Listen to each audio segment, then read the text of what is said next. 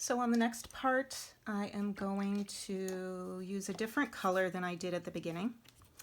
And I'm going to move from painting wet on wet to just painting a color straight onto the paper. So I used red before, and how about if I use blue for this next bit? Now I can, and you don't have to use blue, use whatever you want.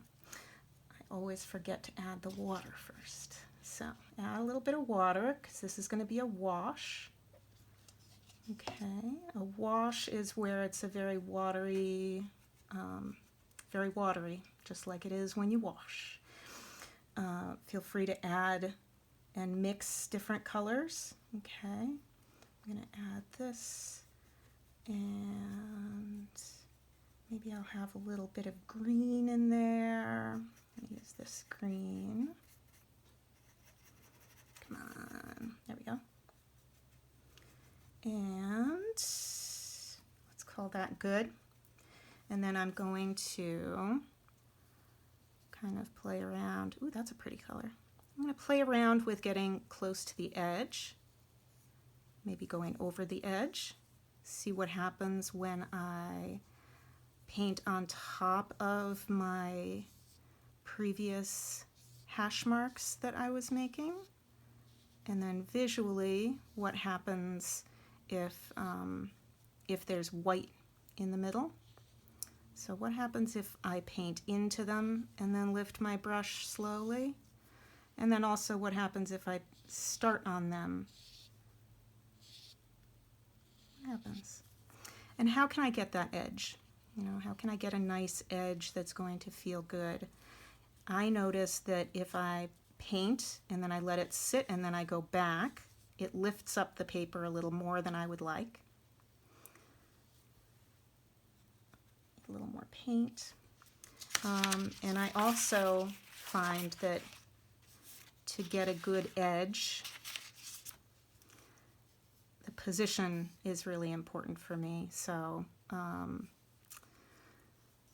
have the brush pointed towards the edge, and it will make a much nicer edge. Okay. So play around with how that works and how it looks, and if you're able to have it go from light to dark and then back to light, then go for it. And if that's just too much, then that's okay.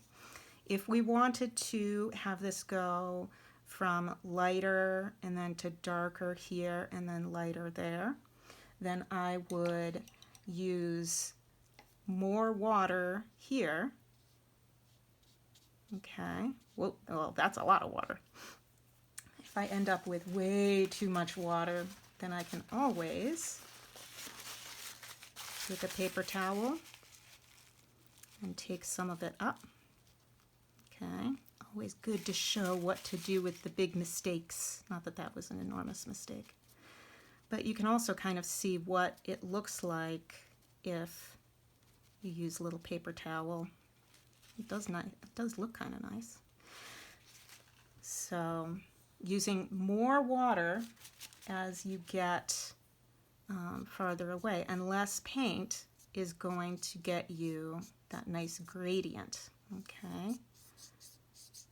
And you can work towards that, or you can just say, hey, Francie, I'm going to do that on another experiment because this is too much.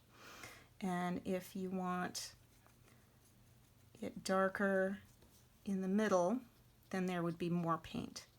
And sometimes, to avoid screwing up the paper, I might just add the paint very, very carefully and let it just sit there. Okay.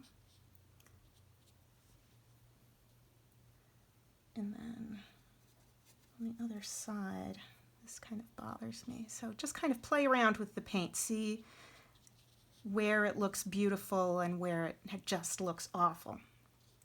Look at those transitions, look at those edges, and challenge yourself as much as you would like, okay? So, let's see if I have other examples that are worth looking at. Yeah, so on this one, I used red, and I just kept it extremely flat, very, very flat.